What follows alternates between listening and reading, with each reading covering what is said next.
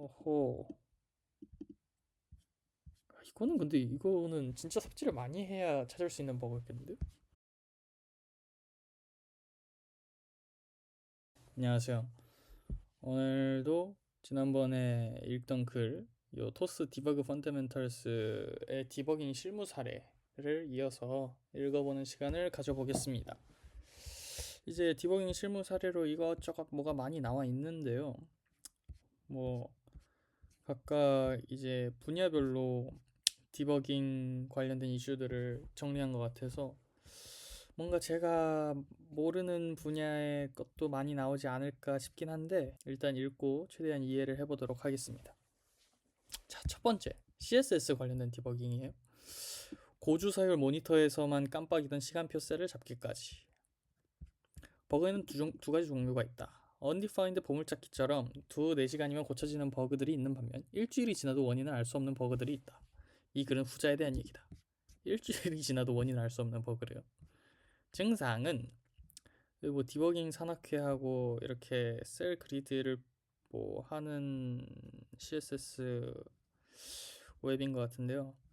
프로젝트 아인슈타임에는 드래그로 시간표 셀을 선택하는 기능이 구현되어 있는데 드래그 구현 위에 최적화 작업에서 캐싱부터 시작해서 레이아웃 이벤트를 격리하는 온갖 베스트 프랙티스들을 적용하고 난 뒤에 리퀘스트 애니메이션 프레임을 적용하여 모니터 주사율에 맞춰 부드럽게 드래그가 되도록 연동되게 만들었다. 120에서 240 fps까지는 깔끔하게 프레임이 올라가는 것을 확인하고는 꽤 만족했다.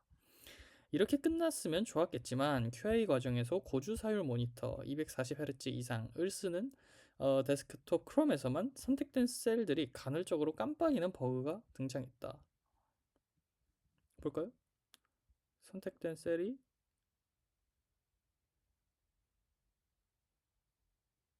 깜빡였네요 방금.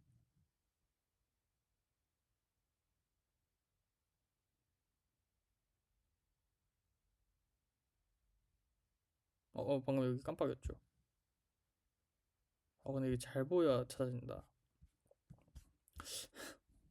꽤 많이 어려웠겠는데. 같은 기능인 60Hz 모니터, 파이어폭스, 사파리, 심지어 120Hz 모바일 크롬에서는 멀쩡했기 때문에 위에서 말한 특정 조건에서만 재현되는 엣지 케이스였다. 고주 사율 모니터를 쓰는 데스크톱 크롬에서만 이게 발생했대요.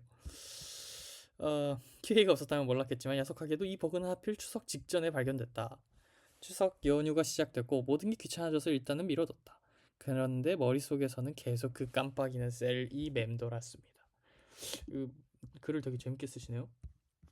첫 시도. 추석 3일째 제사를 지냈습니다. 그날 남은 나물로 비빔밥을 해먹었고 맛있었어요. 배는 부르고 행복했는데 마음 한구석에 찝찝함과 그 깜빡임이 여전히 남아 있었습니다. 그날 새벽 2시쯤 다시 문제를 떠올려 보기 시작했습니다. 가장 먼저 will change를 적용했습니다. will change가 뭐죠?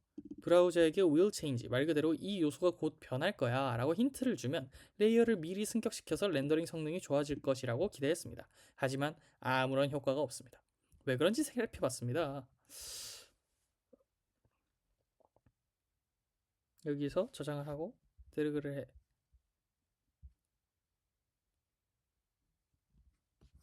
이 친구가 문제였던 것으로 보였습니다. 이 뒤집어지는 효과를 위해서는 백페이스 비지빌리티라는 CSS 속성이 필요했고 이 CSS 속성이 이미 3D 컨텍스트를 형성하고 있었습니다. will change는 어디까지나 힌트입니다. 실제로 컴포즈 레이어 분리를 보장하지 않습니다. 그래서 이 경우 크게 효과가 없었던 것이죠. 그래서 will change라는 힌트를 줘서 이게 변할 거야 라는 문제로 이 깜빡임을 해결하려고 했었는데 사실상 아무런 효과가 없었다. 그리고 뒤집어지는 효과 백페이스 비지빌리티가 필요했는데 이게 아마 문제인 것 같다. 그래서 찾아낸 원인, 추석 6일째 더 이상은 미룰 수가 없어서 테크니컬 라이팅을 하면서도 드래그 로직을 처음부터 다시 복귀했다. 글을 다 쓰고 나니 새벽 2시쯤이었는데 심심한 김에 여기저기 코드를 뒤져보다가 결국 새벽 5시까지 이 버그를 붙잡고 있었다. 한 손에는 송편을 쥐고 다른 한 손에는 키보드에 올린 채로요. 첫 시도가 소용없다는 걸 확인하고 나서 아예 가설을 새로 세웠습니다. 이 페이지가 다른 페이지와 정확히 뭐가 다른가? 여기에 집중해서 코드를 정리해보니 세 가지 특징이 보였습니다. 첫 번째, 3D 컨텍스트와 복잡한 사인 맥락. 백페이스 비지빌리티 때문에 이미 3D 컨텍스트와 사인 맥락이 꽤 복잡하게 구성되어 있었습니다. 그랬을 것 같아요. 고주사율 환경. 두 번째, 고주사율 환경 대량 셀 업데이트 7을 곱하기 24시간 곱하기 30분 단위의 336개 셀이 고주사율 환경에서 매 프레임마다 업데이트되고 있었습니다. 세 번째, CSS in 자바스크립트 기반으로 런타임 스타일 주입 선택 상태 스타일을 CSS in JS로 런타임에 주입하고 삭제하는 구조였습니다. 그래서 120Hz 기준으로 약 8.3ms마다 RAF 콜백이 실행되는데요. 이게 뭐 그 리퀘스트 애니메이션 프레임 그거 약자 같은데요. 리퀘스트 애니메이션 프레임. 이 콜백이 실행되는데요. 이 콜백 안에서는 336개의 셀에 대해 히트박스 충돌 검사 및 선택 상태 토글이 일어납니다. 그리고 상태가 바뀔 때마다 CSS in JS가 스타일의 런타임을 주입하고 있었습니다. 그러니까 매 순간마다, 그러니까 8.3ms마다 여기에 그 스타일을 주입하고 있었던 거네요.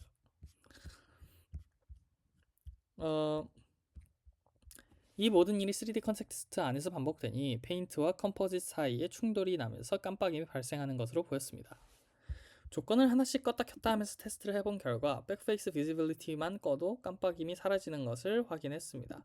정리하면 이 버그는 복잡한 3D 컨텍스트의 고주 사율의 잦은 DOM 업데이트, 그러니까 고주 사율이니까 잦은 DOM 업데이트가 발생했겠죠. 그러면서 이 DOM 업데이트와 동시에 런타임 스타일을 주입하면서 발생한 버그였다. 이 네 가지가 동시에 겹칠 때만 나타나는 엣지 케이스였다. 다시 생각해보면 왜 버그가 안 터지는지 알 수 없을 정도로 디맨딩한 연산을 굉장히 잦게 시키고 있었네요. 그래서 해결책, 추석 7일째 일어나자마자 바로 책상에 앉았습니다. 전날 새벽에 잡았던 실마리를 코드에 적용해볼 차례였습니다. 자, 첫 번째, 오펙스티로 이제 투명도죠. 컴포짓 레이어 분리 먼저 백그라운드 컬러 대신 오펙스티를 이용해서 컴포짓 레벨로 효과를 분리했습니다. 컴포짓 레이어를 먼저 분리하고 백그라운드 컬러를 이제 런타임에 주입시키는 대신에 오페시티를 건드렸다는 뜻인 것 같아요. 그 다음에 애프터로 가상 요소를 하나 추가하고 여기에서만 오페시티를 애니메이션 했다. 여기 셀이 있는데 원래 백그라운드니까 그냥 이 백그라운드 컬러를 썼어요. 근데 뭔가 상태가 변하고 난 후에는 이런 거를 넣고 그래서 이 애니메이션을 처리하고 그 다음에 선택이 되면은 그냥 투명도를 1로 한다. 이렇게 하면 셀의 기본 배경은 한 번만 페인트 되고 선택 효과는 오펙시티 컴포짓만 수행하게 됩니다. 이게 이제 선택 효과죠. 3D 컨텍스트의 간섭을 최소화하면서 페인트와 컴포짓을 분리한 셈이다. 이 단계만으로도 깜빡임은 사라졌다. 하지만 오펙시티가 1까지 올라가지 않고 0.9 정도에서 살짝 멈춘 것 같은 미묘한 잔상이 남았습니다. 이것도 사실 버그라면 버그겠는데. 2번, CSS in 자바스크립트를 정적 클래스로 대체 남은 원인으로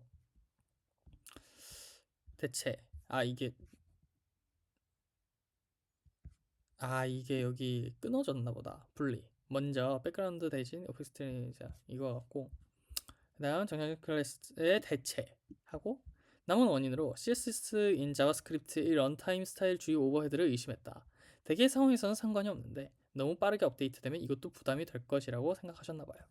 그래서 선택 상태를 아예 정적 CSS 클래스로 바꿨다. 원래 여기 애프터를 이용해서 동적으로 주입을 했었는데 이제 그냥 정적으로 했다는 말이네요. 정리하면 시각 효과는 애프터와 오페시티 컴포짓으로 분리하고 선택 상태 자체는 정적 클래스 더하기 정적 CSS로 관리. 이렇게 두 가지를 함께 적용하니 깜빡임과 잔상 아티팩트가 모두 사라졌습니다.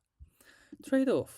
추석 8일째 프로덕션에 이 패치를 배포하고 나서 이 문제를 다시 복귀해보니 다음과 같은 추가 문제가 발생할 수 있다고 추정했다. 무슨 문제죠? 애프터가 별도의 레이어로 승격됐죠. 그죠? 이론상 최대 336개의 레이어를 관리해야 된다. 저사양 기계에서는 그만큼의 메모리와 GPU 부담이 늘어날 수 있습니다. 백페이스 비지빌리티 자체도 여전히 남아있어서 다른 고비용 CSS와 조합되면 또 다른 이슈가 생길 여지가 남아있었습니다. 더 원인을 파고들고 싶었지만 그 이상을 추적하기에 너무 로우 레벨까지 온 것 같다는 생각이 들었습니다. 어떤 리스크가 남는지, 어떤 조건에서 다시 문제가 생길 수 있는지 팀과 공유한 뒤 사용자 경험, 일정, 구형 복잡도를 함께 고려해서 2회 피책을 선택했습니다. 그래서 재발 방지를 위한 대책은 무엇이었냐? 브라우저 렌더링 파이프라인이 더 하위 레벨까지 깊게 파고들기는 쉽지 않습니다. 그 브라우저마다 구현체가 조금씩 다른 문제도 크지요. 결국 우리가 직접 건드릴 수 있는 건 API와 DOM 조작 레벨이라서 그 안에서 할 수 있는 선에서 대응했고 현실적이고 가장 실용적인 해결책을 제시했다고 생각합니다. 원인을 100% 말끔하게 규명했다기보다는 현실적인 회피책을 하나 찾은 셈에 가깝습니다. 혹시라도 여러분이 DOM을 너무 많이 조작하고 있다면 이런 질문들도 한 번씩 해보면 좋겠네요. 기본적으로 한 번쯤은 체크해야 될 질문은 다음과 같습니다. 첫 번째, 리액트의 디프 과정에서 너무 많은 리렌더를 하지 않는가? 너무 많은 레이아웃 이벤트를 발생시키지고 않는가? 그리고 이것보다 더 나아가면은 지금 페인트 단계에서 과한 연산이 들어가고 있는 건 아닌가? 이걸 컴포짓 only로 오프로드 할 수 있나? 이게 불리한다는 뜻이겠죠. CSS인 자바스크립트가 생각 외로 오버헤드를 발생시키지 않는가? 이런 질문도 필요할 수 있습니다. 결국 이 드래그 기능은 240 프레임 퍼 세컨드까지 잘 동작하게 되었답니다. 해피엔딩이네요.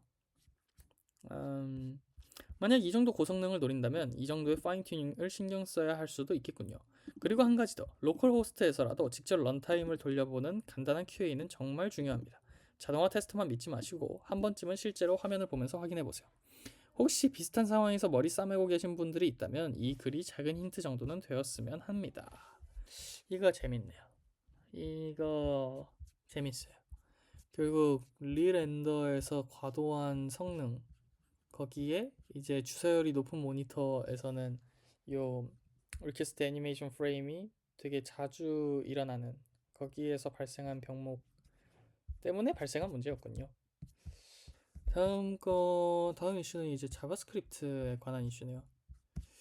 이제 맥세이프 인테지어 정밀도 손실 디버깅. 이거는 이제 그 데이터 타입에 대한 내용인 것 같아요. 진단하기. 특정 푸시를 타고 들어온 사용자가 보너스 찬스를 받지 못하는 문제가 발생했어요. 원래 푸시에서 보너스 찬스를 줬었나봐요. 푸시 URL의 쿼리 파라미터에 포함된 푸시 ID 값을 그대로 서버에 보내야 했는데 일부 사용자에게서 서버에 전달되는 푸시 ID 값이 원본과 다른 값으로 변환되는 현상이 발견됐어요. 푸시 ID 값의 타입이 이상했을 확률이 있겠네요. 구체적인 증상. URL 쿼리 파라미터는 1759310758 이렇게 보내줬는데 API로 전송되는 값은 8776에서 마지막 자리가 7에서 6으로 변경되었다. 이 문제로 인해 서버에서 올바른 푸시 아이디를 찾지 못했고 사용자가 보너스 혜택을 받지 못하는 상황이 발생했어요. 그래서 어떻게 지어냈냐? 문제가 발생하는 지점을 찾기 위해 쿼리 파라미터로 받아온 푸시 아이디가 API로 전송되기까지 과정을 디버거로 추적했어요. 여기서 푸시 아이디 해서 푸시 아이디를 받아오고 그리고 푸시 아이디를 넘버에서 바꿨고 근데 여기서 값이 바뀌는 걸 확인했군요. 그래서 여기서는 뭐 서버에서 제대로 처리를 못했겠죠. 디버거를 통해 넘버 함수를 호출하는 순간 값이 변경된다는 것을 명확히 확인했어요. 그래서 문제의 원인은 무엇이었냐? 자바스크립트의 넘버 타입은 IEEE 754 배의 정밀도 64비트 부동소 수점 형식을 사용해요. 이거 컴퓨터 구조랑 시스템 프로그래밍, 뭐 운영체제 그런 거에서 살짝 봤던 것 같은데요. 시스템 프로그래밍이었다. 어려웠죠. 이 형식에서 정수의 안전 정밀 범위는 이제 safe, 이제 precise range 뭐 그런 거겠죠. 는 이제 2의 53승 빼기 1이다. 푸시 ID 값인 17 어쩌고저쩌고는 이 범위를 초과함으로 변환 시 끝자리 정밀도가 깨져서 776처럼 변환되는 것이었다. 이게 컸구나. 그랬대요. 그래서 어떻게 수정했지? AP에 전달할 때 그죠? 여기서 형 변환을 안 시키고 그대로 전달하면 되죠. 스트링 값을 그대로 사용하도록 수정했다. 넘버로 변환하지 않고 문자를 그대로 서버에 보내면 정밀도 손실 없이 정확한 값을 전달할 수 있었습니다. 그런데 이제 서버에서 이 스트링을 어떻게 처리해야 하는지도 만약에 동일한 문제가 계속 반복된다면 서버에서 이 스트링을 어떻게 처리하는지도 뜯어봤어야겠죠. 재발 방지하기. 큰 정수값 처리 시 주의사항. 자바스크립트에서 2의 53승-1보다 큰 정수를 다룰 때에는 넘버 타입으로 변환하면 안 된다. 특히 ID 값이나 타임스탬프처럼 큰 숫자가 사용될 수 있는 경우에는 다음과 같은 대안을 사용해야 한다. 첫 번째, 문자열로 유지. 서버 API에서 문자열을 받을 수 있다면 변환하지 않고 그대로 전달한다. 두 번째, 빅인트 사용. 큰 정수 연산이 필요하다면 빅인트를 사용한다. 세 번째, 타입 검증. 타입스크립트를 사용한다면 스트링 타입으로 명시한다. 타입 변환의 암묵적 가정 점검. 코드를 작성할 때 숫자처럼 보이니까 넘버로 변환하자는 암묵적인 과정을 하기가 쉽습니다. 하지만 데이터의 범위와 특성을 먼저 파악하고 정밀 넘버의 타입이 정말 필요한지 아니면 문자열로 충분한지 검토해야 합니다. 쿼리 파라미터 처리 시 주의. URL 쿼리 파라미터는 항상 문자열입니다. 이를 다른 타입으로 변환할 때는 신중해야 합니다. 특히 ID 값처럼 서버에서 생성된 고유 식별자는 원본 형식을 유지하는 것이 가장 안전해요. 스트링 형식을 유지하는 게 가장 안전하다는 말이겠죠. 재밌네요. 다음 거 보겠습니다. 3.cache enable로 인한 메모리 분수. 3JS인가? 그런가 봐요. 모바일에서 GLTF 로더로 3D 모델을 3, 4개 정도 연속으로 로드하다 보면 브라우저에서 갑자기 페이지를 강제로 새로 고침하는 현상이 발견됐어요. 10MB 모델을 5번 로드하면 50MB가 메모리에 그대로 남아있는 상황이었습니다. 오케이, 그렇군요. 이거 메모리가 터진 거겠죠. 상현님? 이거 어디서 좀 익숙한 아이디인 것 같은데. 이분이 이거 되게 글을 되게 잘 쓰시더라고요. 그래서 공부할 때 조금씩 보다가 눈에 익었나 봐요. 이런 분들 되게 멋집니다. 글 되게 잘 쓰시고.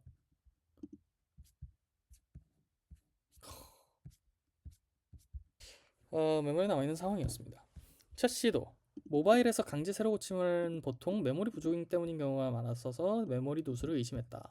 유지 이펙트 클린업 함수에서 geometry.dispose, material.dispose, texture.dispose를 모두 호출하고 명시적으로 널 할당까지 했는데도 크롬 데브툴스 메모리 탭에서 힙 스냅샷을 찢어보니까 JS 자바스크립트 어레이 버퍼 데이터가 계속 누적되고 있었습니다. 그러니까 클린업을 했음에도 불구하고 메모리가 계속 쌓였다는 말이겠죠.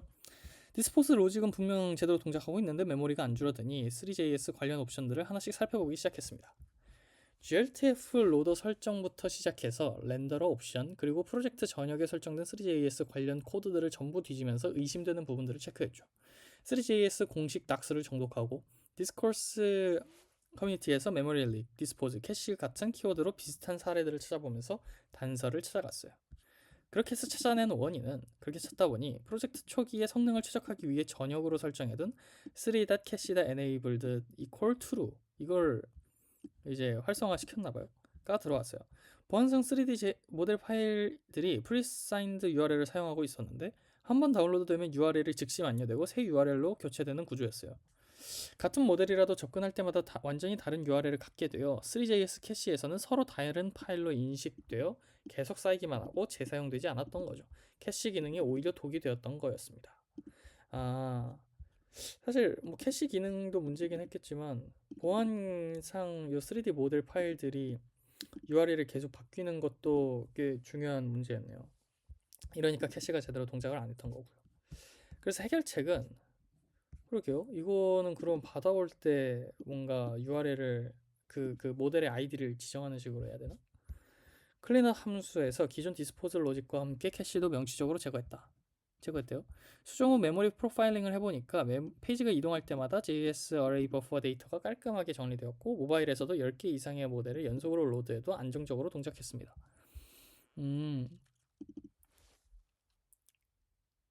그러니까 이 디스포즈 로직을 명시적으로 제거하고 그냥 캐시만 리무브했다는 뜻인 것 같아요. 재발 방지를 위한 대책 3.cache-enable과 같은 전역 최적화 설정을 켤 때 왜 켰는지 어떤 전제 조건이 필요한지를 기술하기로 했어요. 버그 리포트를 작성하여 노션에 상세히 공유했어요. 그렇다고 합니다. 다음 아이프레임에서 마우스 무브가 동작하지 않는 이슈. 아이프레임 같은 경우는 그 PDF 볼 수 있는 걸로 알고 있는데 볼까요? 예. 좌측 채팅 리스트 영역은 JSP로 여기는 JSP로 우측 채팅 입력 영역은 리액트로 구성되어 있었다. 원래 전체 페이지를 리액트로 통합하고 싶었지만 내부 사정으로 인해서 우측 영역만 아이프레임 형태로 먼저 삽입하게 되었다. 이후 가운데에 구문 바를 올려두고 위스로 드래그를 조절하는 기능을 구현했는데 드래그 도중 마우스가 아이프레임 위로 올라가면 더 이상 크기 조절이 안 되는 문제가 발생했습니다. 조절을 하는데 이제 이걸 선택하고 마우스가 아이프레임 위로 올라가면 조절이 안 되네요. 그럼 반대쪽으로는 조절이 되나요? 반대쪽으로는 되긴 하는데 좀 느리게 되네요. 그래서 되지 않는 문제가 발생했다. 즉 마우스 다운, 마우스 무브, 마우스 업 흐름에서 마우스 무브 이벤트가 iframe에 의해 끊겨버리는 상황이었다. 그렇겠죠. 마우스 누르고 움직이는데 여기서 마우스 무브 이벤트가 iframe에서 끊기는 거겠죠. 첫 시도. 기본적인 리사이즈 로직을 다음과 같이 작성했어요. 스타트 리사이징을 해서 이벤트를 받으면은 리사이징을 true로 바꾸고 초기 x는 이벤트의 요 마우스 x 커서로 바꾸고 그리고 리스트 컨테이너라는 걸 정의하는데 여기서 요 리스트 컨테이너라는 거를 고르고 선택하고 초기 거를 그렇게 해서 초기 가로를 리스트 컨테이너의 초기 가로 길이로 정하고 도큐먼트의 이벤트를 리사이즈가 발생하면은 마우스 무브 하고 스탑 리사이징이 발생하면은 마우스 업을 호출한다는 것 같아요. 마우스 무브가 발생하면은 리사이즈를 호출하고 마우스 업이 발생하면은 이렇게 해서 마우스 무브 이벤트가 발생하면은 요 리사이즈를 호출하고 마우스 업 이벤트가 발생하면은 스탑 리사이징을 호출한다는 뜻인 것 같아요. 드래그 중 커서가 우측 채팅 입력 영역 iframe 위로 올라갈 때만 이벤트가 끊기는지를 확인하기 위해서 JSP 쪽에 스크롤 이벤트와 간단한 콘솔 로그를 추가해서 브라우저 콘솔에서 이벤트 흐름을 추적했다. 그 과정에서 커서가 iframe 영역에 들어가는 순간 부모 문서에서 마우스 무브 이벤트가 더 이상 실행되지 않고 대신 마우스 업 이벤트가 바로 발생한다는 사실을 처음으로 확인했습니다. 그렇게 해서 찾아낸 원인은 문제의 원인을 찾아내 보니 iframe은 독립된 문서라서 부모 문서의 이벤트 흐름을 가로막는다는 것을 확인했습니다. 그래서 마우스가 iframe 내부로 들어가면 부모 문서에서 등록한 마우스 무브 이벤트가 더 이상 실행되지 않았죠. 그래요? 처음 알았네요. 그래서 해결책은 해결을 위해서 드래그 시작 시 화면 전체를 덮는 투명 오버레이 레이어를 추가하는 방식을 적용했다. 이 오버레이는 iframe 위에 덮이기 때문에 마우스가 어디로 이동하든 부모 문서의 이벤트가 끊기지 않게 만들 수 있습니다.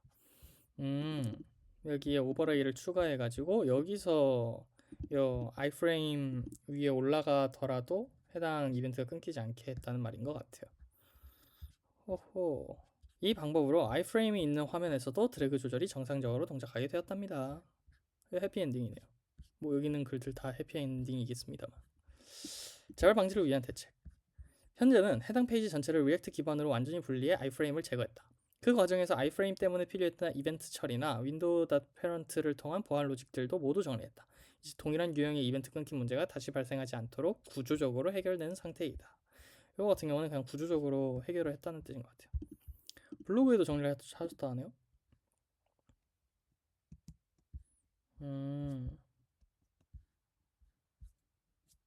이렇게 글 잘 쓰시는 분들을 보면 왜 부러워요.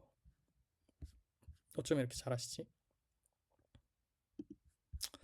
자, 다음 타입스크립트 관련된 거네요. 리액트 쿼리 사용 중 반환 타입 단원의 오류. 리액트 쿼리도 언제 한번 저 문서를 좀 읽으면서 공부할 시간을 가져봐야겠다 생각을 하고 있는데 볼까요?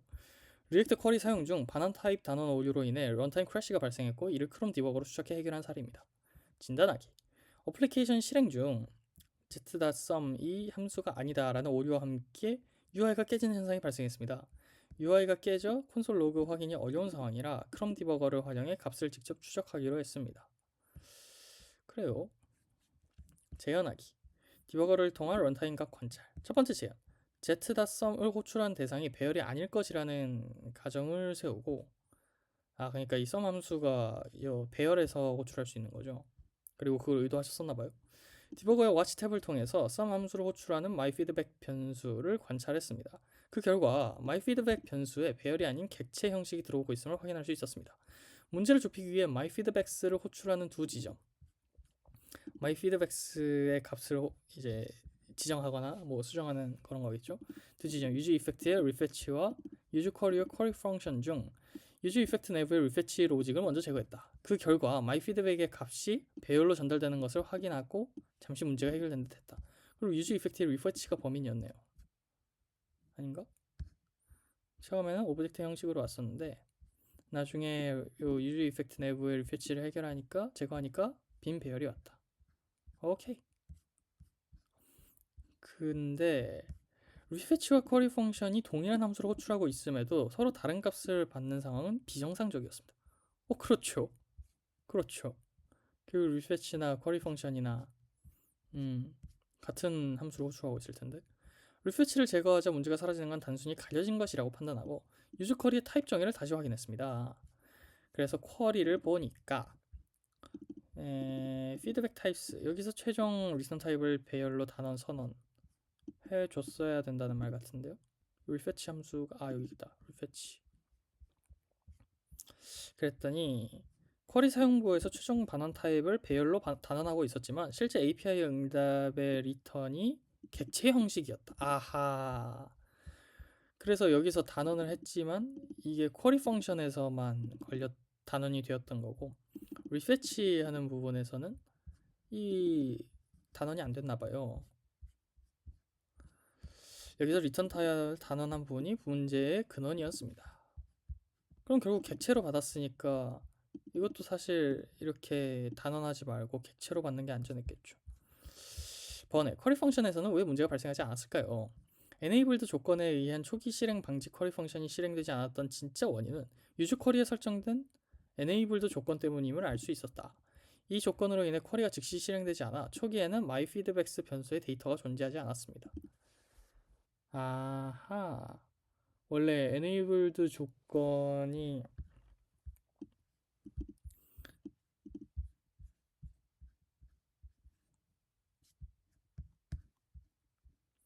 조건 때문에 처음에는 쿼리가 즉시 실행되지 않아서 초기에는 변수의 데이터가 진짜로 존재를 안 했고 그래서 그냥 빈 배열이 있었던 거임. 그 다음 두 번째, 유즈 쿼리의 enabled 조건 때문에 쿼리 함수가 실행되지 않아 myFeedback 값이 존재하지 않았습니다. 첫 번째 재현 단계에서 길이가 0으로 나왔던 것은 0을 반환하는 것이 아니라 그러니까 그 서버에서 빈 배열을 줬던 게 아니고 그냥 이 훅 내부의 분기 처리 로직이 빈 배열을 반환해서 실제 문제를 가리고 있었던 거다. 아하, 그렇군요. 이를 검증하기 위해 의도적으로 myFeedbacks를 생성해 보았고 그 순간 유즈 이펙트를 사용하지 않았음에도 맨 첫 페이지와 동일한 문제를 발견할 수 있었다. 아하, 결국 객체를 받았어야 됐던 거예요. 또한 디버깅 툴에서도 생성된 myFeedbacks들이 객체 형식으로 들어가고 있음을 확인했습니다. 객체로 처리했어야 됐던 문제네요. 그렇게 해서 최종 수정은 셀렉트 옵션을 통한 타입 조정 및 레거시 제거 여기겠죠. 결론적으로 API 응답 객체에서 필요한 배열 데이터만 추출하여 유즈 쿼리의 최종 반환 값으로 전달해야 했고 셀렉트 옵션을 사용하여 이 문제를 해결했습니다. 그죠? 이러면 배열만 왔겠죠. 또한 리액트 쿼리의 쿼리키 조건만으로도 충분히 데이터 상태를 관찰할 수 있음을 깨닫고 레거시 코드인 유즈 이펙트의 리패치 호출 로직을 최종적으로 제거했습니다. 그 결과 정상적으로 피드백을 확인할 수 있었습니다. 오, 결국 쿼리가 반환했던 그 서버에서 반환하는 거는 뭔가 오브젝트니까 여기서 데이터만 뽑고자 이제 배열 형식의 셀렉트를 쓴 거죠. 이거는 근데 쿼리 관련된 거를 좀 더 공부를 해야겠다는 생각이 드네요. 자, 근데 이거 예쁘네요. 이런 오직 프로필 이모지가 이모티콘이 아니고 이 프로필 사진이 되게 예쁜 것 같아요. 자, 재발 방지하기. 첫 번째, 타입 단원 전수 조사. 리액트 쿼리 마이그레이션 직후였기에 다른 부분에서 유사한 타입 단원으로 인한 문제가 없는지 팀원들과 함께 코드 검토 시간을 가졌습니다. 첫 번째, API 응답 명확화. API로 호출하는 함수의 리스폰스 타입을 VS 코드가 정확하게 추론할 수 있도록 타입을 명시적으로 정의했습니다. 세 번째, 에러 바운더리 도입.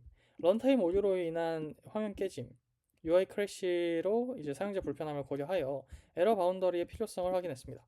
이를 도입하여 에러 종류에 따라 적절한 fallback UI나 토스트 에러 메시지를 제공하도록 조치하여 어플리케이션의 강건성을 높였습니다. 좋네요. 이거는 그 나중에 서스펜스 관련해서 이제 공부하는 시간을 좀 가져보겠습니다. 이렇게 해서 우아한 에러 바운더리 만들기 크롬 디버거로 진단한. 오케이, 자 다음 이제 리액트 관련된 거 글이 6개나 있습니다. 많이 남았네요. 가봅시다. 브로드캐스트 쿼리 클라이언트 서스펜스 에러 디버깅. 부제, 리액트 쿼리의 상태는 어떻게 돌아가는가? 토스 내부 디버깅 실무 사례를 소개해드리기 위해 토스의 프론트엔드 개발자 김영규님을 인터뷰했습니다. 이 인터뷰는 웹간 텐스택 쿼리 캐시 동기화 도구인 브로드캐스트 쿼리 클라이언트를 사용할 때 발생할 수 있는 서스펜스 현상 문제의 원인과 해결 과정을 담고 있습니다. 첫 번째, 처음 맞닥뜨리신 에러 현상과 에러 메시지에 대해 짧게 소개해 주실 수 있을까요? 이거 확실히 토스에서 쓴 글이니까 뭔가 다른 글들에 비해 정성이 조금 더 들어간 느낌이네요. 현상부터 간략히 말씀드리면 웹뷰를 5분 정도 켜놓고 있다가 앱을 백그라운드 상태에 두었다가 다시 앱을 키면은 갑자기 서스펜스 에러가 발생한다는 현상이었습니다. 웹뷰를 5분 정도 켜놓고 있다가 앱이 백그라운드 상태로 두었다가 다시 앱을 키면은 서스펜스 에러가 발생한다. 와, 이거 뭘까요? 이거 뭔가 윈도우 그 온패치 그런 그 옵션 있잖아요. 그거 관련일 거 같은 느낌인데. 에러 메시지는 다음과 같습니다. A component suspended while responding to synchronous input. This will cause the UI to be replaced with a loading indicator. To fix, update that suspended should be wrapped with start transition. 잘 모르겠는데요. 이 에러 메시지는 컴포넌트가 서스펜스를 일으킬 때 나타나는 에러 메시지인데 보통 토스 프론트엔드 환경에서 서스펜스가 일어났다는 것은 곧 준비되지 않은 쿼리가 있음을 의미해요. 컴포넌트 렌더 시점에서 컴포넌트에서 캐시가 존재하지 않는 쿼리를 사용할 때 일어나는 에러예요. 아직 데이터를 못 받아왔는데 렌더를 하려고 했다 이 말이겠죠. 그래서 문제의 증상과 에러 메시지를 처음 접했을 때 어떤 생각을 하셨나요? 에러 메시지와 현상이 매치가 잘 안 됐어요. 저 시점까지만 해도 리액트 쿼리에서 캐시를 관리하는 자세한 동작에 대해서 알고 있지 못했어요. 리액트 쿼리 유저로서 생각해봤을 땐 잘 사용되고 있던 페이지에 포커스가 다시 된 시점에서 기존에 사용하던 캐시가 제거되고 서스펜스가 발생하는 것이 의도된 동작이 아니라고 생각했어요. 그래서 이 현상이 말이 안 된다고 생각했어요. 이후 찾아보니 현재 렌더링되고 있는 컴포넌트들에서 쿼리를 사용하지 않고 있다면 해당 쿼리는 스테일 타임, 캐시 타임이 지났다고 해서 날아가지 않더라고요. 렌더링 쿼리를 사용하고 있다면? 그럼 이 문제도 아니라는 뜻인데? 스테일 타임이 너무 작거나 캐시 타임이 너무 짧은 문제도 아닐 건데. 서스펜스가 발생한 것으로 보아 캐시 관련된 문제는 맞는 것 같고 에러가 재현되는 5분이라는 시간이 캐시 타임과 관련이 있을 것 같긴 한데 정상적으로 페이지에서 사용 중인 쿼리가 제거되진 않았을 거고 다른 의존성에 의한 사이드 이펙트가 캐시를 날렸을 것이라고 의심하기 시작했어요. 오, 얘가 캐시를 제거했을 거다. 다른 사이드 이펙트가 뭘까요? 그 사이드 이펙트로 의심하게 된 부분이 있었을까요? 있다면 의심하게 된 결정적 근거는 무엇이었나요? 이 설명을 하기 위해서는 간략히 서비스의 구조를 설명해야 된다. 페이지 A에서 페이지 B로 들어갈 수 있는 진입점이 있다. 페이지 A와 B는 모두 네이티브 위에서 띄워진 웹뷰이고 페이지 A에서 B로 진입하면은 페이지 A 위에서 B가 스택으로 쌓이는 구조입니다. 문제 상황을 재현하기 위해 페이지를 껐다가 켰다가도 해보고 페이지 A에서 페이지 B로 들어갔다 나왔다가를 반복하던 중 페이지 B만 껐다 켰을 때 일어나지 않던 에러가 페이지 A에서 페이지 B를 열었다가 닫으면 재현되었다. 이게 무슨 말이죠?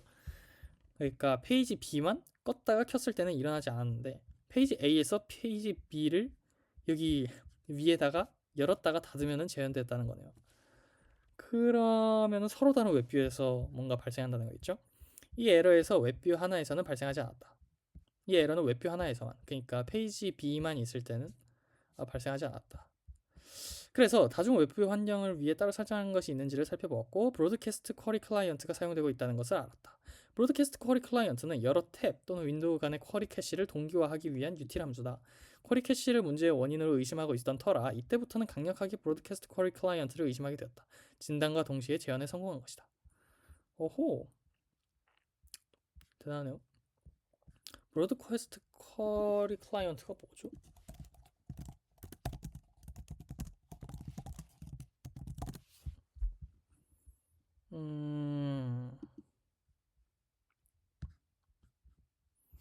텐스트 쿼리는 다 좋은데 한국어가 없고 그 광고가 너무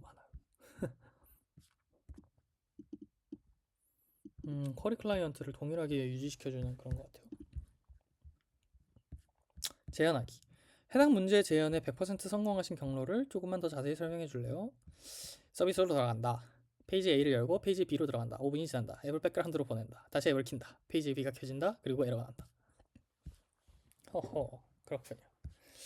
문제가 발생하는 구조를 명확하게 확인하기 위해서 어떤 값이나 상태를 주의 깊게 추적하셨는지 궁금해요.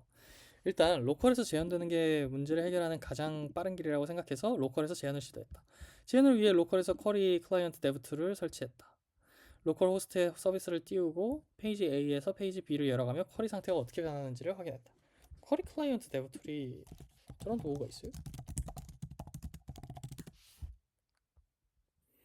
텐스택 쿼리 데브 툴에 있대요. 호호. 이 텐스택에서 저기 쿼리 상태를 관찰할 수 있는 패키지인가 봐요. 어허허. 행동 액션을 쪼개서 확인하기 위해 디버거를 걸어서 각 액션에서 어떤 일이 발생하는지를 확인했다. 마우스를 클릭해서 윈도우에 포커스할 때 쿼리 상태가 어떻게 변경되는지 등을 관찰했다. 그래서 상태값에서 원인을 찾으셨나요? 결론은 캐시 상태와 원인이 있었다. 캐시 상태에는 아래 상태들이 있다. Non, Fresh, Stale, Inactive. 네 가지 상태나 있대요. Non 캐시는 데이터가 전혀 없다. 그냥 설명을 위한 가상 상태다. Fresh, fetch 이후 Stale 타임이네. 아직 데이터가 유효하고 Stale, 썩었다. Stale 타임 이후는 데이터가 오래돼서 다시 불러올 수 있다. Inactive는 컴포넌트가 더 이상 사용하지 않지만 아직 캐시는 남아있다. 그리고 캐시 타임 이후에 삭제가 된다. 여기서 스테일 타임과 캐시 타임은 완전 별도의 개념이다. 스테일 타임은 이제 언제 패칭할 거냐를 결정하는 것 같고, 그리고 캐시 타임은 컴포넌트가 사용되지 않았을 때 언제 메모리상에서 날릴 거냐인 것 같아요. 캐시 삭제 조건은 이넥티브 상태일 때만 캐시 타임 경과 후 삭제가 가능이다. 컴포넌트에서 참조 중이면 절대 자동 삭제되지 않는다. 근데 컴포넌트가 참조 중이면 뭔가 캐시 타임을 업데이트 해야 될 것 같은 느낌인데? 프레시 상태에서라도 사용 중인 컴포넌트가 없으면 인액티브 상태가 될 수 있다. 그렇대요. 페이지 A와 페이지 B에는 서로 동일한 쿼리를 공유하고 있는데 페이지 A에서 사용되지 않는 쿼리가 5분이 경과해 인액티브 상태가 되고 캐시 타임이 지나서 삭제된 거다. 이때 삭제된 쿼리의 상태가 페이지 B로까지 전이가 된 것이었다. 아하, 그렇군요. 백그라운드로 돌아갔으면은 이게 캐시 타임이 카운트가 됐나 보네. 제한에 신경 쓰신 부분이 있나요? 캐시 관련된 문제라고 생각해서 캐시 타임을 1초로 설정하고 인액티브 이후 캐시가 제거된 상황을 빠르게 제거했다. 그렇나 봐요. 재현 중 가장 어려웠던 순간. 결국 컴포넌트에서 리렌더링이 트리거되면 에러가 발생하는 것일 텐데 이 리렌더링이 언제 트리거되는지 알아내는 여러 과정들이 필요했다. 처음에는 단순히 캐시가 사라지는 순간이 있을 것이라고 생각했는데 그래서 쿼리 클라이언트 데브툴즈로 직접 캐시를 삭제해서 재현해보게 됐다. 하지만 재현이 안 됐다. 두 번째로는 윈도우를 포커스하는 순간 리패치가 일어나 리렌더링이 일어날 것이라고 생각했지만 이때도 아니었다. 그래서 쿼리 클라이언트 코드를 찾아보니까 리패치 시점을 확인해보니 리패치하여 리렌더링하는 정확한 요건은 아래와 같다. 리패치 옵션이 지정된 시점 더하기 쿼리 상태가 하나라도 존재할 때. 쿼리 상태가 하나라도 존재할 때라는 조건이 리패치 조건에 있었다. 쿼리 상태를 하나만 두고 테스트를 했었는데 그 캐시를 안 지웠기 때문에 존재하는 캐시가 하나도 남지 않게 되어 리패치가 안 일어나고 리렌더가 안 일어났던 것이다. 테스트도 당시엔 분명히 쿼리 옵션이 리패치 온 윈도우 포커스가 설정되어 있는데 왜 리패치가 안 일어났던 거지 하면서 애먹었던 기억이 납니다. 야, 이 쿼리가 확실히 다루기가 어렵네요. 네, 공부를 나중에 좀 하겠습니다. 수정하기. 문제를 해결하기 위해 가장 먼저 고려한 수정 방향. 그것을 선택한 이유는 가장 간단한 방법은 캐시 타임을 늘려서 전파가 안 되도록 인피니티로 바꾸면 된다는 생각. 하지만 이 옵션을 선택했을 때 유저 쿼리에 의존하는 코드들이 많았기 때문에 사이드 이펙트가 있을 우려가 있었다. 브로드캐스트 쿼리 클라이언트 익스페리멘탈의 코드를 수정한 버전을 패치해서 사용하면 되겠다는 생각을 하고 코드를 확인한 뒤 라이브러리 코드를 찾아보다가 해당 버그가 수정되었다는 사실을 발견. 다른 웹뷰에서 전파된 쿼리 제거 브로드캐스트 메시지가 현재 웹뷰에서 사용되지 않고 있는 쿼리라면 삭제되지 않도록 보완해주는 변경이었다. 따라서 해당 버전으로 업데이트하면 되겠다고 생각했다. 그래서 문제가 해결되었다. 잘 모르겠어요. 쿼리 제거 메시지가 현재 웹뷰에서 사용되고 있는 쿼리라면 삭제되지 않도록 보완해주는 변경이 일어났고 그래서 문제가 해결됐다는 뜻인 것 같아요. 추가 질문. 디버깅 중 포기하고 싶은 순간 어떤 생각이 디버깅을 끝까지 하게 했는가? 유저 쿼리, 캐시 타임 사이에 어딘가 존재하는 이슈일 것 같아서 크게 어렵지 않을 거라고 생각했는데 이 문제는 해결될 것이라는 믿음이 있었다. 뭐 그런 마음가짐이었대요. 디버깅 꿀팁. 로컬과 같은 접근하기 쉬운 환경에서 최대한 비슷하게 지원 조건을 만드는 것이다. 재현에 성공한다는 것은 문제를 해결하는 것과도 같다라고 생각한다. 그래서 재현 조건을 만드는 것 자체도 여러 과정을 거쳐서 재현에 성공한다. 대충 비슷한 재현 조건을 만드는 것은 오히려 디버깅과 멀어질 수 있다. 확실한 재현 조건을 만드는 데에도 시간을 많이 투자하는 것 같다. 첫째로 어떻게 하면 사용자 환경과 가장 똑같은 로컬 재현 환경을 만들 수 있을까에 집중한다. 예를 들어 새로운 웹뷰를 여는 것 이퀄 새로운 로컬호스트를 띄우는 것과 같이 정말 기본이고 단순한 내용부터 최대한 같은 환경을 만들며 재현하려고 한다. 둘째로는 재현 중간 과정에서도 재현이 안 되는 이유를 공부하려고 하는 편이다. 예를 들어 하이드레이션 문제인가? 사내 라이브러리에서 뭔가 특별하게 하는 게 있나? 의문이 드는 지점이 생기면 코드를 살펴보면서 가설을 검증해보는 과정을 통해서 해결 방법이 좀 더 가까워지는 것 같다. 대단하시네요. 어떻게 이렇게 라이브러리를 다 뜯어보시고. 일단 기본적으로 유저 쿼리에 대한 이해가 되게 깊으셔서 이렇게 문제를 금방 해결한 것 같다라는 생각이 듭니다. 다음 리액트 서스펜스와 프레임 오브 모션 유즈 애니메이트의 상호작용으로 인한 UI 충돌 디버깅. 진단하기. 이제 비즈니스 앱에서 사이드바 메뉴를 클릭해서 페이지로 넘어갈 때 이거 그 토스 비즈니스 페이지네요. 이전 URL 메뉴에 액티브 CSS가 남아있는 현상이 발견. 또한 호버 스타일도 일부분만 작동하는 이상한 동작을 발견. 그렇네요. 지금 보면은 사이드바에서 액티브가 호버는 제대로 동작하는 거 아니야? 호버도 제대로 이게 안 되고 액티브가 유지가 되는 건가요?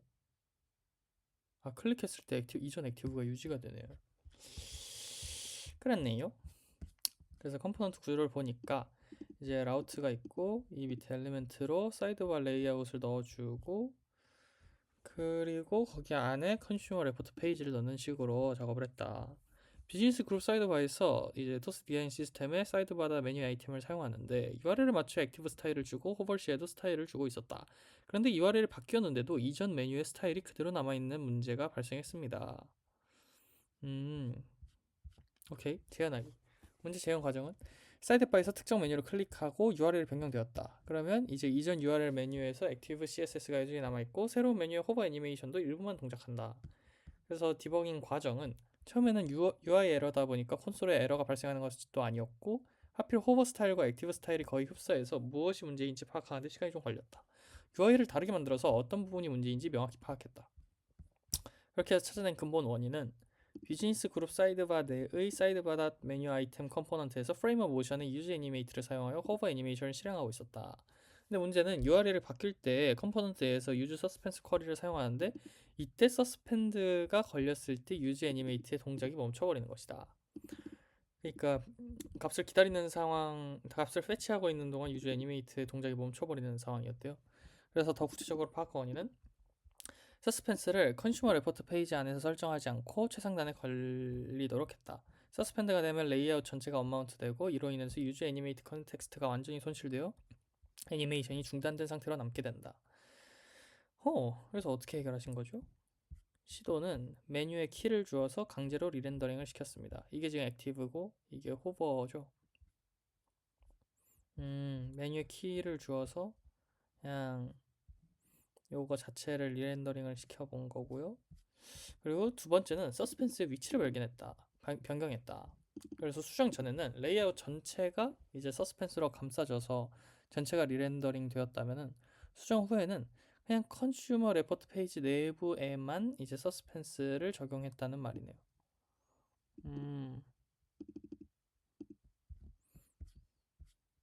그렇게 해서 서스펜스가 이제 그렇게 해서 요 모션 프레이머의 유즈 애니메이트가 저기 서스펜스의 영향을 안 받도록 한 것 같네요. 이렇게 서스펜스를 컨슈머 레포트 페이지 안에 넣어서 레이아웃 전체가 어마운트 되지 않도록 했다. 이제 페이지 전환 시에도 비즈니스 그룹 사이드바는 유지되고 유즈 애니메이트 컨텍스트가 손실되지 않아서 문제가 완전히 해결되었다. 호호, 그렇군요. 재발 방지하기. 토스 디자인 시스템 패키지 내부에서 이 문제를 해결할 수 있는 방법이 있는지 파악 중입니다. 서스펜스 경계 설정의 중요성. 이거 중요합니다. 리액트의 서스펜스는 어디에 배치되느냐에 따라서 언마운트 되는 범위가 달라집니다.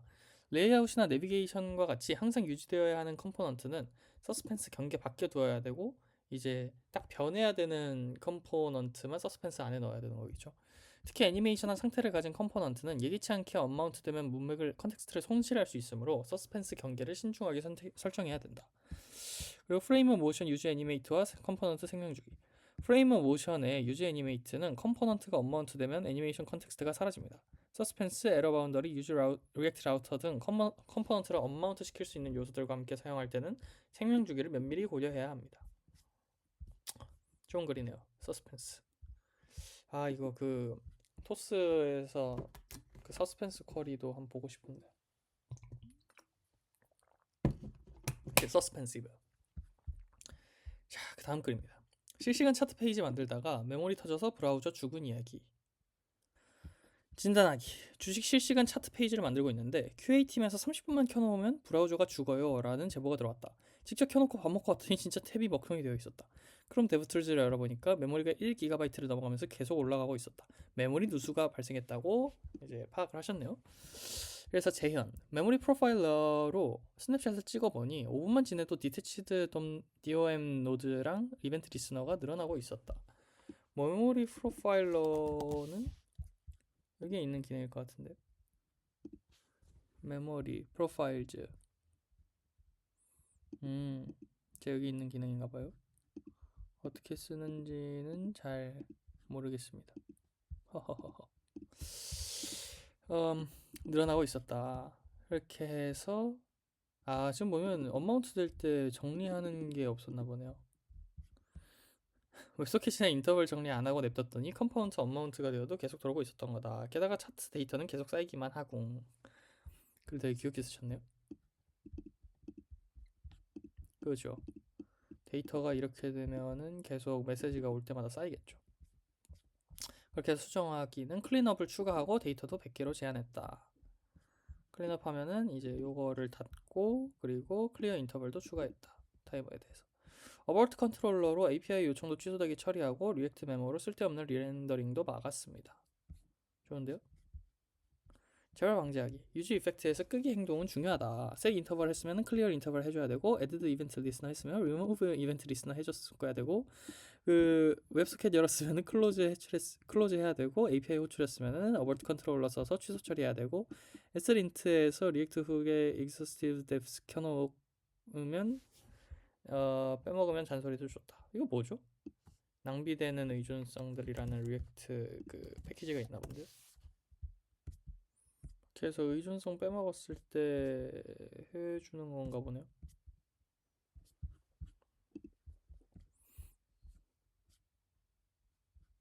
실시간 데이터를 다루는 페이지는 꼭 30분은 켜놓고 테스트 하세요. 안 그러면 또 QA팀한테 혼납니다. 귀여운 글이네요. 다음. 리액트 훅 폼과 조드 유효성 검증 실패 시 무반응 문제 디버깅. 조드가 뭐였더라? 조드. 타입스크립트 밸리데이션 라이브러리래요. 조드는 유형 선언 중복을 제거하는 거고 조드를 사용하면 한 번 유효성 검사기를 선언하고 타입스크립트 유형을 자동으로 추론한다.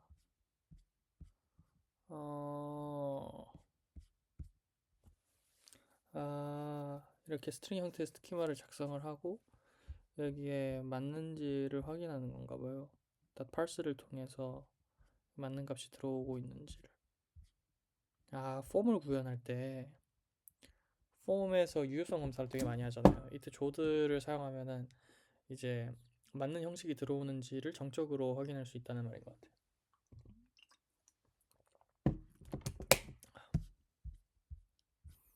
뭐 한번 읽어볼까요? 리액트 훅폼과 이제 조드 리저버를 사용하여 작성한 상품 생성 페이지에서 서브밋 버튼 클릭 시 아무런 반응이 없었으며 필드 에러, 콘솔 에러도 출력되지 않아 동작이 멈춰 보았다. 그래서 첫 시도와 여러 시도 이제 버튼에 온클릭 로그를 삽입해서 클릭 이벤트 발생 여부를 확인했다.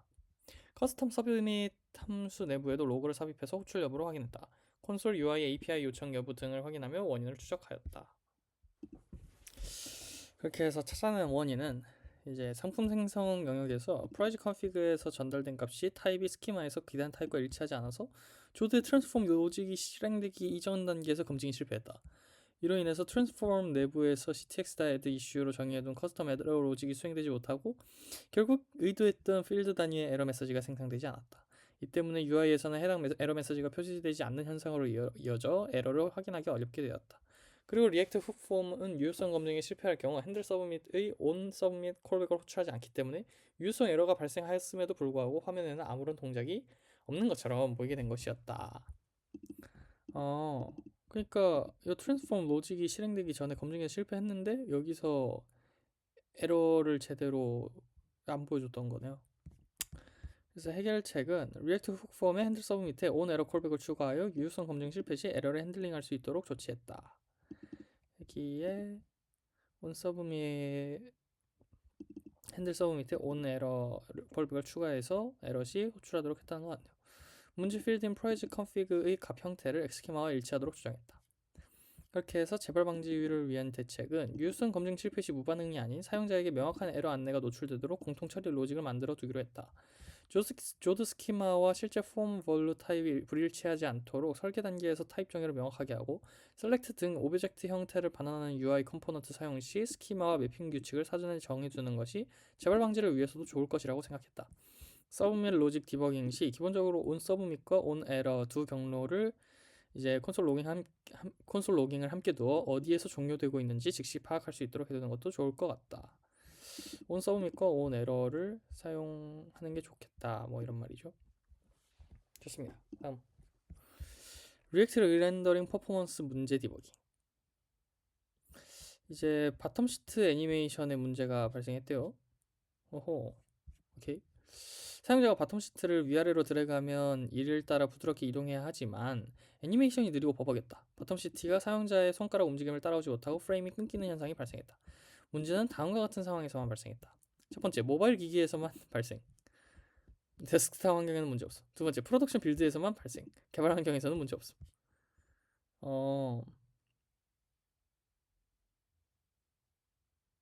둘 다 비슷한 것 같은데요? 뭐가 다른지 잘 모르겠는데.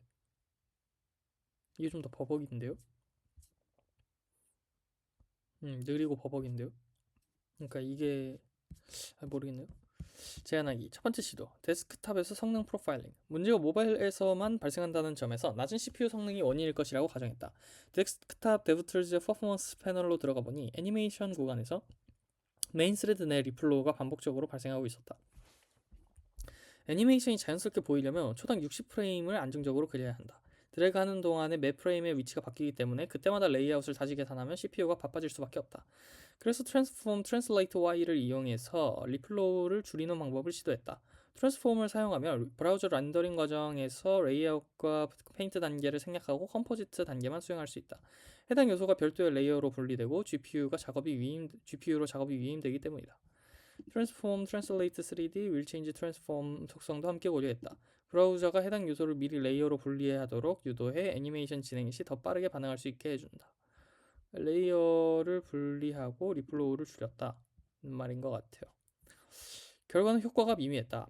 데브툴즈에서 CPU 부담이 다소 줄어든 것을 확인했고 체감상으로 조금 부드러워졌다. 그러나 모바일 기기의 프로덕션 환경에서는 여전히 느리고 둔한 움직임을 보였다. 두 번째 시도는 이제 모바일 환경에서 직접 프로파일링을 했대요. 데스크탑 데브툴즈의 CPU 트로틀링 기능을 이용해 4x, 6x 정도로 성능을 낮춰봤지만 문제를 제한할 수 없었다. 20x 슬로우 다운에서는 페이지 렌더링 자체가 너무 느려 정상적인 테스트가 불가능했다. 그래서 실제 모바일 기기에서 프로덕션 빌드를 실행하고 이를 데스크탑에서 데브툴즈로 확인하는 방식으로 문제를 제한하기로 했다. 모바일 기기와 데스크탑을 케이블로 연결한다. 데스크탑 로컬에서 프로덕션 빌드를 띄운다. 모바일 기기에 해당 로컬 서버에 접속한다. 데스크탑에서 모바일 기기의 데브툴즈를 열어 성능을 분석한다. 예. 모바일 환경에서 프로파일링을 확인하니 문제가 명확하게 보였다. 불규칙적으로 화면을 그리고 있었다. CPU의 최대 사용률을 93%까지 올라간다. 스타일 재계산이 매 터치 이벤트마다 발생한다. 그렇게 해서 찾아낸 원인은 트랜스폼으로 해결되지 않는 이유를 알 수 있었다. 트랜스폼은 브라우저 렌더링 단계 중 레이아웃과 페인트를 건너뛴다. 그러나 문제는 그 이전 단계인 스타일 재계산에서 리소스를 과하게 쓰고 있었다. 뒤에서 단계를 생략해도 앞에서 병목이 생기면 큰 효용을 얻지 못하는 것이다. 로직을 확인해보니 바텀 시트 위치를 리액트 스테이트로 관리하고 있었다.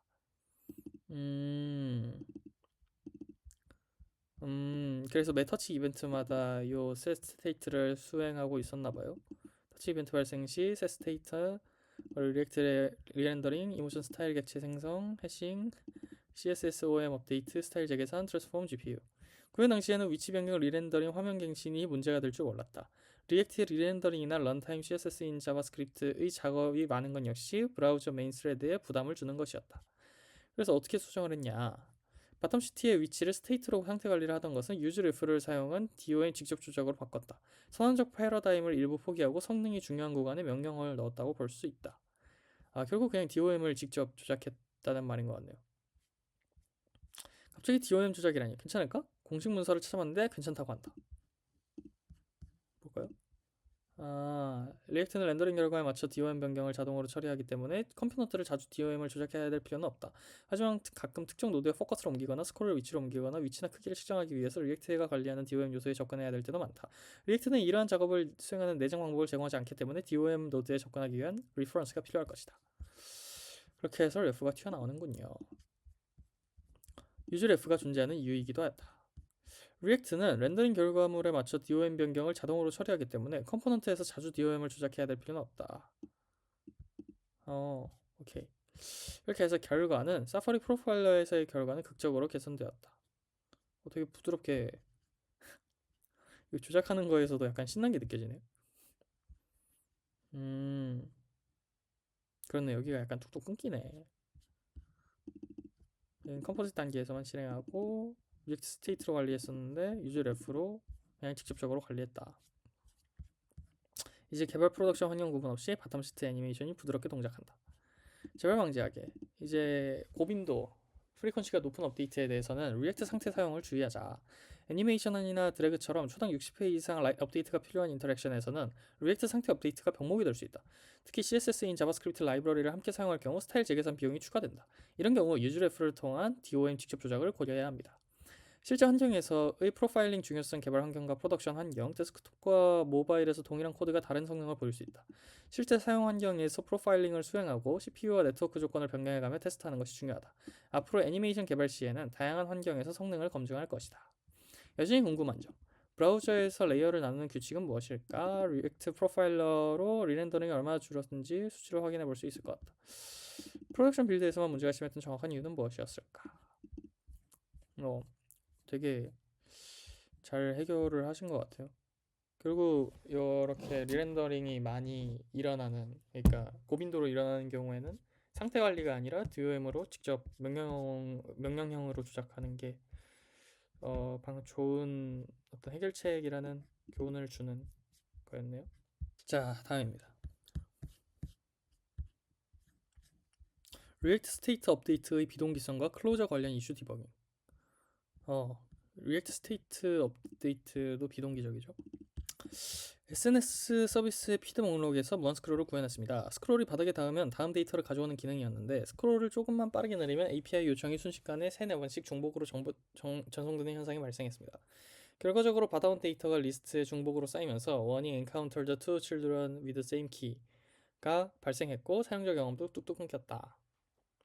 이거는 근데 그 유니크하게 만들면 되기는 AP 요청이 순식간에 3-4번씩 중복으로 발생했다고요? 이거는 뭐 캐시를 쓰거나 유즈 쿼리를 써서 한 번만 전송되도록 하면 되지 않을까 싶네요.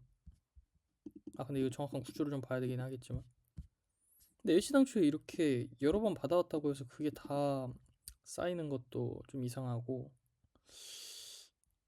네, 이게 결국 쓸모없는 요청이 가는 거여서 동일한 결과물이 왔다는 거. 첫 시도 이벤트가 너무 자주 발동되나 싶어서 로데시에 스로트를 걸어봤다. 이런 식으로 많이 하죠.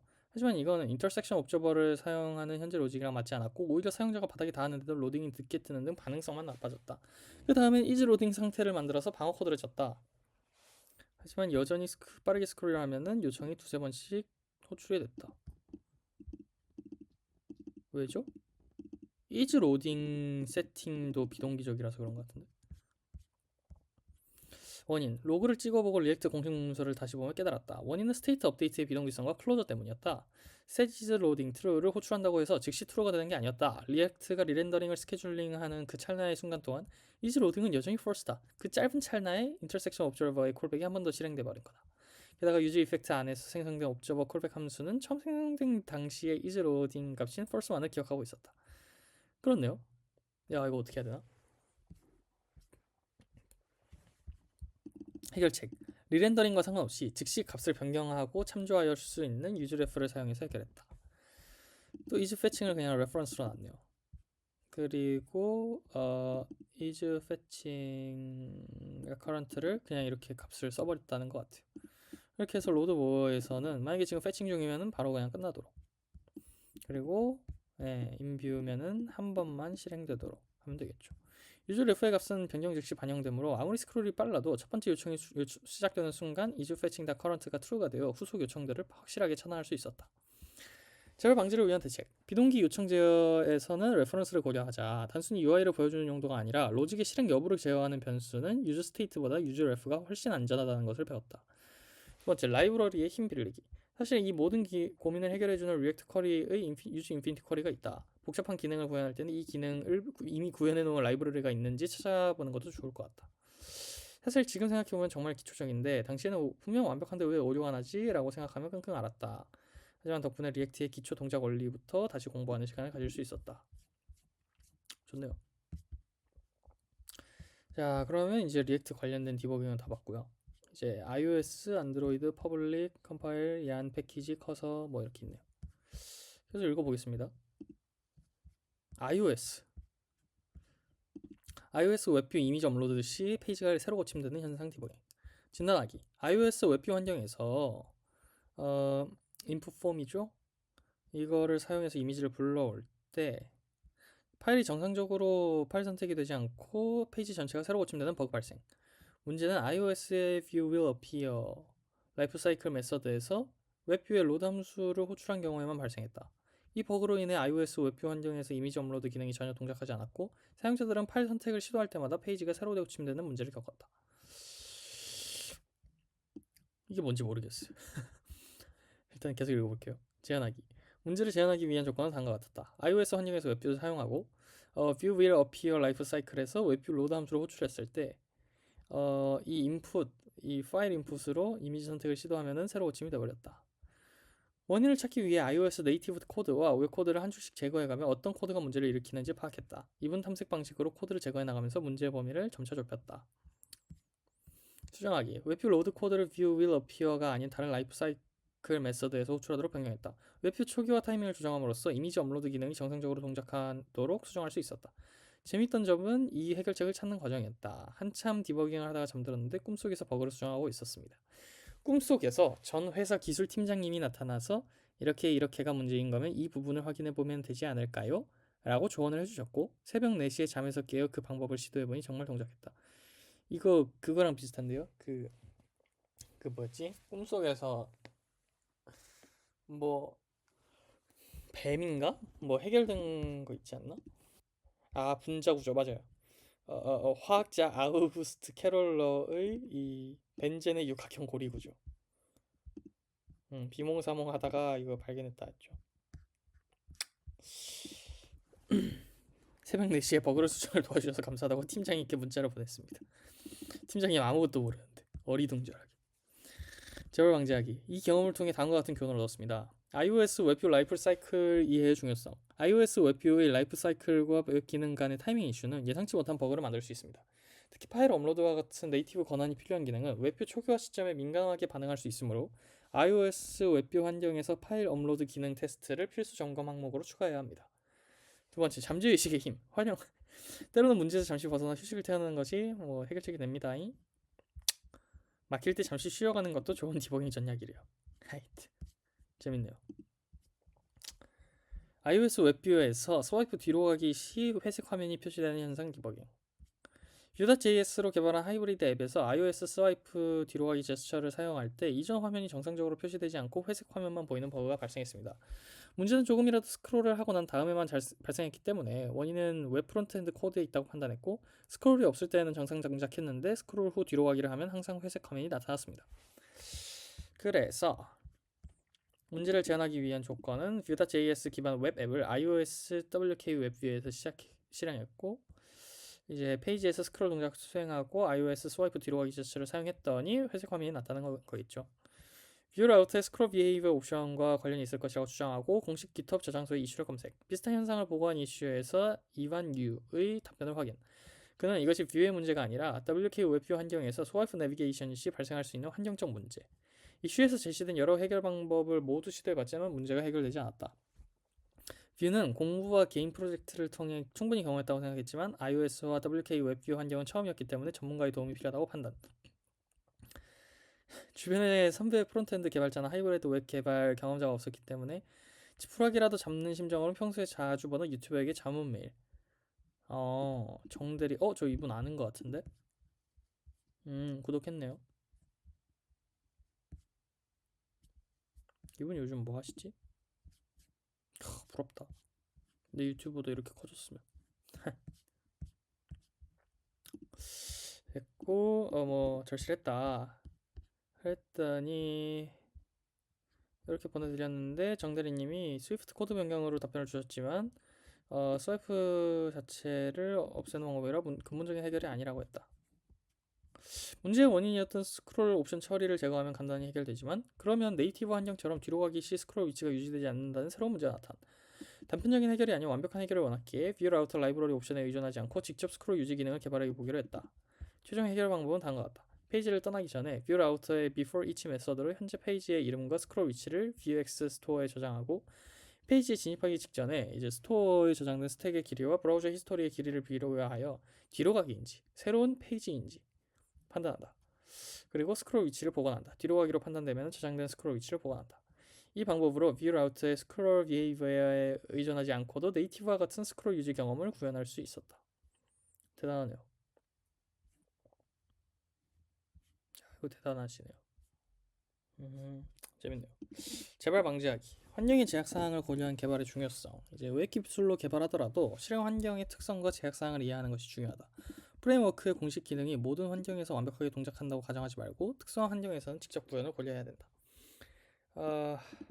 뭐 커뮤니티 열심히 활용하고 라이브러리 의존성을 최소화하자. 해당 기능을 직접 구현하는 것도 좋은 선택지다. 라이브러리 의존성을 줄이고 문제적 상황에 더 유연하게 대응할 수 있다. 재밌네요. 사파리에서 트레이딩 뷰 아이프레임 메모리 누수 현상 디버깅. iOS 사파리에서만 발생하는 메모리 누수 문제가 발견되었다. 트레이딩 뷰 차트를 사용하는 아이프레임이 제거된 후에도 메모리에서 해제되지 않고 계속 쌓이는 현상이 발생했다. 이 문제는 다른 브라우저에서는 발생하지 않고 오직 iOS 사파리 환경에서만 나타나기 때문에 사파리의 특수한 메모리 관리 방식이나 버그와 관련이 있을 것으로 보였다. 기술적 문제 분석은 이제 심층 분석 결과 트레이딩 뷰 내부에서 사용하는 어벌트 컨트롤러가 다음과 같은 방식으로 문제를 일으킨다. 어벌트 컨트롤러가 여기 있고 컨트롤러에서 이제 어벌트 C 핸들러를 수행하도록 했는데 트레이딩 뷰 내부에서 이렇게 어벌트 컨트롤러를 사용한 후 어벌트가 제대로 호출되지 않은 상태로 코드가 종료되면 사파리에서 메모리가 계속 남게 되고 트레이딩 뷰가 갇히더라도 메모리가 해제되지 않는다. 더 깊이 파고들어 웹킷의 소스 코드를 분석한 결과 이 함수가 핵심이었다. 이 함수가 뭐죠? 웹킷의 어벌트 시그널 C 이 함수는 해당 객체를 메모리에 남겨야 되는지 여부를 판단하는데 어벌티드 되지 않은 상태에서 이벤트 리스너가 있으면 무조건 리처블하다고 판단한다. 즉 이벤트 리스너를 해제하지 않으면 영원히 메모리에 남아있게 되는 거다. 흥미로운 점은 비슷한 API는 XML HTTP 리퀘스트는 다르게 동작한다는 것이다. 이거는 어떻게 동작한대요? 이거는 뭐 남기나? 아니 그 이벤트 리스너가 존재하더라도 이제 메모리에서 삭제할 수 있나? 뭐 다른 조건이 있나 보죠? 얘는 API로 호출하면 성공이든 실패든 언젠가 완료 상태가 되어 주시가 되지만 어벌트 시그널은 어벌트가 호출되지 않고 코드가 끝나는 경우가 발생할 수 있어서 이런 문제가 생긴 거다. 사실 어벌트 컨트롤러 객체 하나만 메모리에 남아있으면 큰 문제는 아닐 수 있다. 하지만 우리 경우에는 트레이딩 뷰 아이프레임 내부에서 어벌트 컨트롤러를 사용하고 있어서 아이프레임 전체가 해제되지 않는 심각한 문제로 이루어졌다. 그렇군요. 재현하기. 메모리 누수를 재현하고 확인하기 위해 다음과 같은 방법을 사용했다. 트레이딩 뷰 차트가 포함된 아이프레임을 생성하고 해당 아이프레임을 제거하고 위 과정을 반복했다. 디버깅 도구 활용. 자바스크립트의 위그래프를 사용하여 객체가 메모리에서 실제로 해제되는지를 추적했다. 사파리 개발자 도구의 메모리 프로파일러를 통해 메모리 누수를 명확하게 확인했다. 수정하기. 문제를 해결하기 위해 단기적으로 접근했습니다. 1단계. 문제가 되는 코드는 트레이딩 뷰의 내부 코드였기 때문에 직접 수정할 수 없었다. 급한 대로 어버트 컨트롤러에 폴리필을 주입하여 이제 사파리의 버그를 우회하는 방식으로 임시 해결. 이를 통해 사용자들이 겪는 메모리 누수 문제를 빠르게 완화. 2단계 근본적인 해결책이지만 폴리필은 어디까지나 이제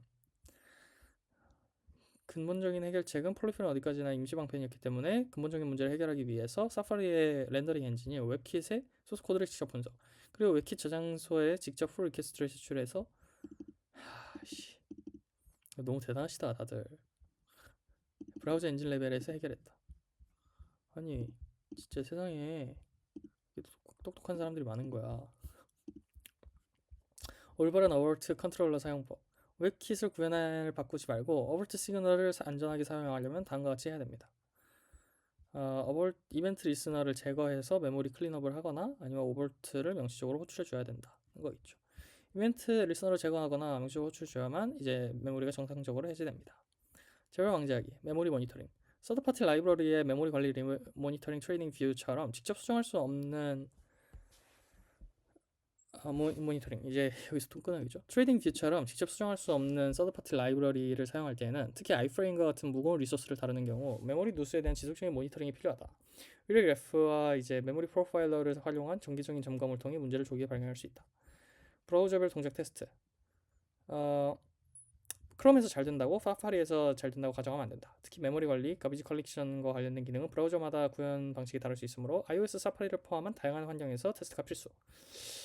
오픈소스 기어. 다음은 안드로이드에서 리액트 네이티브 번들 로딩 시 시그버스 크래시가 발생한다. 야, 이거는 또 뭘까요? 안드로이드에서 리액트 네이티브 번들을 불러오는 과정에서 앱이 크래시되는 현상을 발생했다. 에러 이름은 시그버스였고 항상 발생하는 것이 아니라 특정한 상황에서만 발생하는 간헐적인 문제였다. 리액트 네이티브 번들 캐시 시스템. 토스 앱에서는 리액트 네이티브 번들을 효율적으로 관리하기 위해 캐시 시스템을 사용하고 있다. 번들 캐시는 캐시 토스 리액트 번들 캐시 디렉토리에 저장된다. 오케이. 실행 가능한 번들 또는 실행 중인 번들은 execute에 저장된다.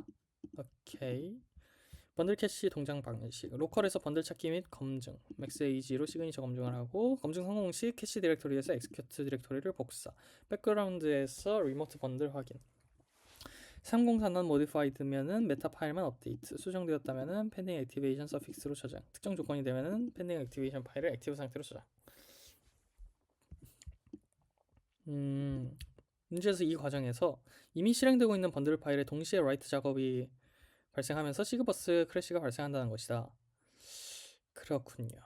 이거 근데 어렵네요. 사실 리액트 네이티브 번들 시스템에 대한 이해도 좀 부족한데 여기서 토스 얘네는 캐시 시스템까지 도입한다고 하니까 최대한 이해를 해보겠습니다. 제한하기. 제한 조건. 안드로이드 버그 리포트에서 발생한 유저 넘버를 키비나 토스의 로고 추적 시스템. 키바나가 뭐죠?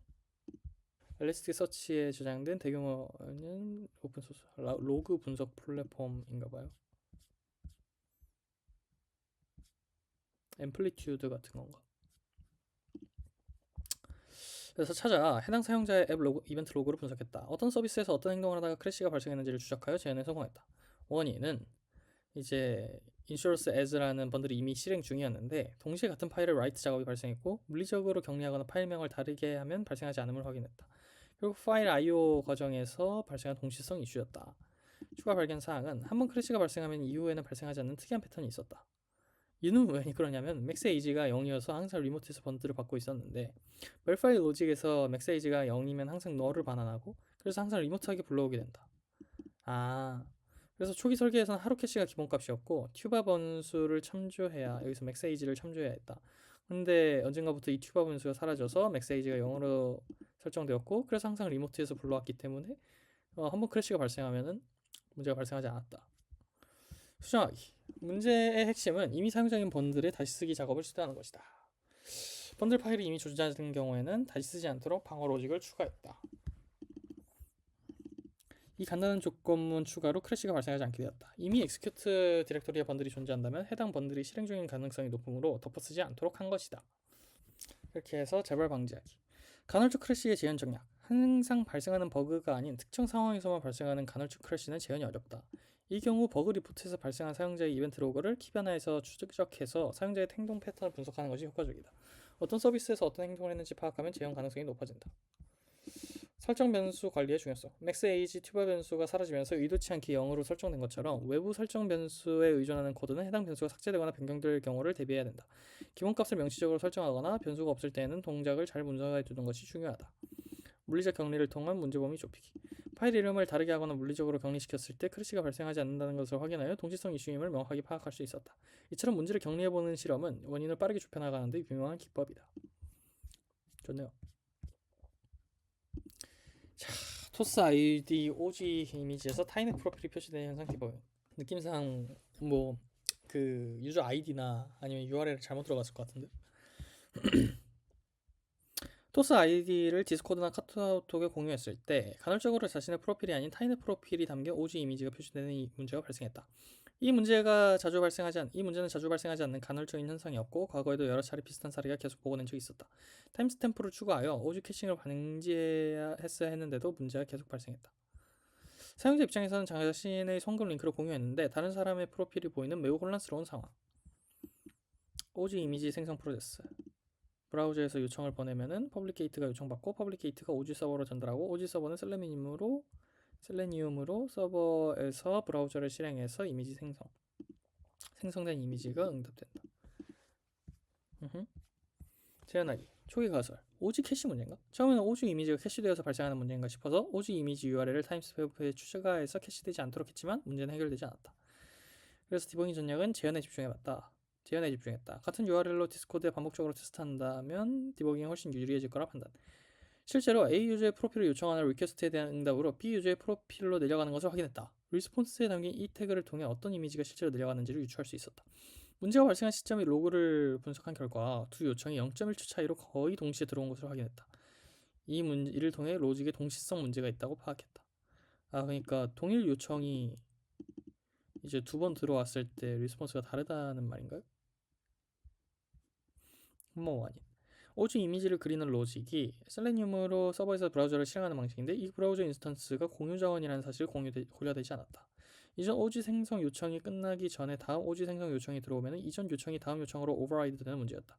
즉 LMC9999의 프로필을 고리고 있는 도중에 토즈 파일의 요청이 들어오면 같은 브라우저 인스턴스가 달라서 수정하기. 공유 자원에 대한 동시 접근을 제어하기 위해 세마포어 패턴을 적용했다. 세마포어 패턴은 그거겠죠. 이거 패키지로 있는 거예요? 이거 그냥 설명하려고 적어 놓으신 거겠죠? 이거 실제로 썼다는 말인 것 같네요. 그러니까 플래그를 쥐고 있는 거죠. 건드리지 말라고. 새로운 요청이 들어오면은 이전 요청이 완전히 리졸브 될 때까지 되겠다.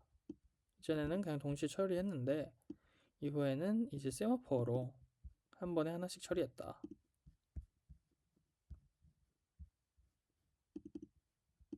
오지 세마포어다 런을 하면은 한 번에 하나씩 처리되도록 하는 건가 봐요.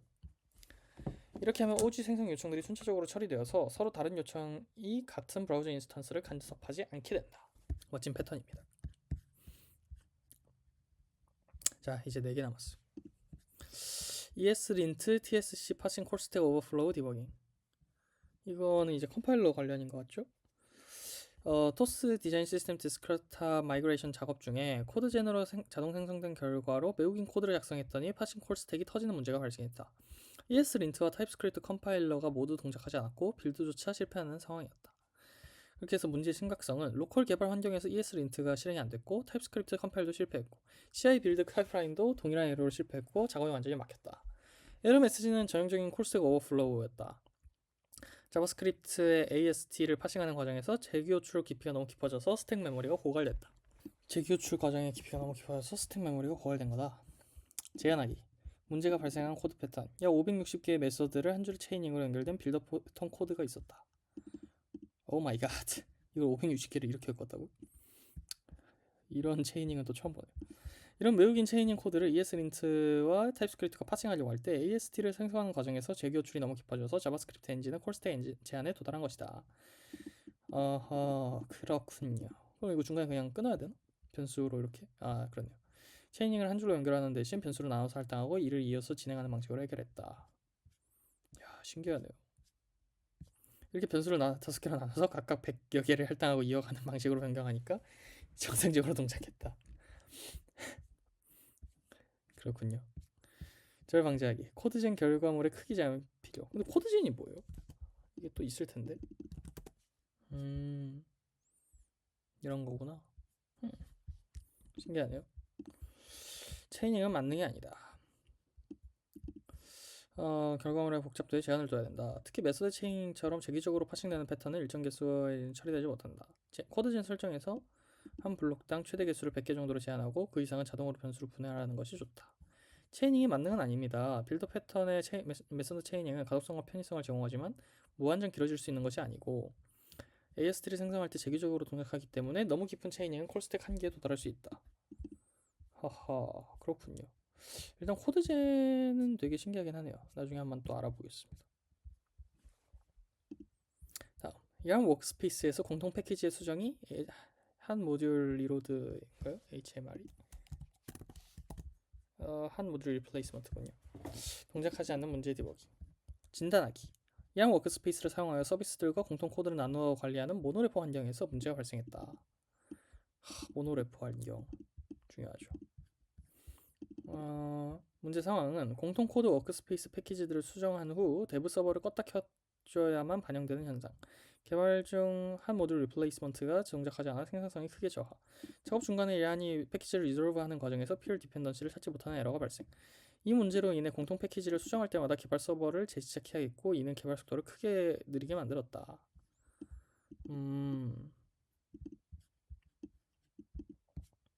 수정하기. yarn PNP API로 전환. 기존 한 모듈 방식에서 yarn PNP API를 사용하도록 변경했다. yarn PNP는 한 노드 모듈스 폴드에 생성하지 않고 PNP CJS 파일을 통해 패키지 의존성을 관리하는 방식이다. 그렇군요. 주요 변경사항은 패키지 해상 최적화. PNP는 패키지를 설치할 때 디스크에 복사하는 대신 PNP CJS 파일의 매핑 정보만 저장한다. 의존성 그래프 명확화. 피어 디펜던시 해상도가 더 명확하고 빠르게 동작한다. 한 모듈 리플레이스먼트 지원.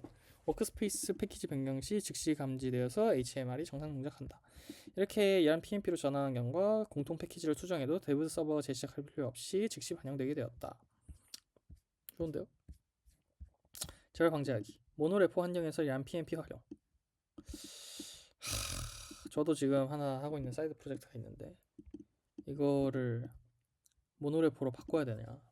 지금 저 백엔드 단이랑 프론트엔드 단을 따로따로 번갈아 가면서 개발하고 있는데 이게 중간에서 같이 사용하는 모듈이 조금 있더라고요.